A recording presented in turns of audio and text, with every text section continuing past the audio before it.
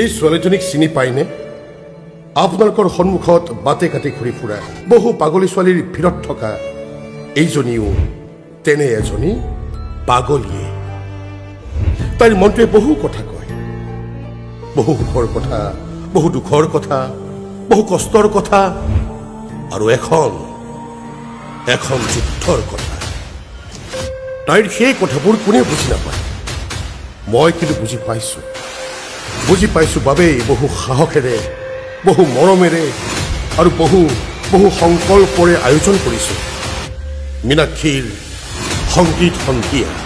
2025-26 নাট্যবৰ্ষত নতুন আশাৰে, নতুন সংকল্পৰে, নতুন চমকেৰে আবাহন থিয়েটাৰৰ বৰ্ণাঢ্য আয়োজন জনপ্ৰিয় নাট্যকাৰ অভিজিৎ ভট্টাচাৰ্যদেৱৰ ৰচনা আৰু পৰিচালনাৰে মীনাক্ষীৰ সংগীত সন্ধিয়া। মীনাক্ষীৰ সংগীত সন্ধিয়া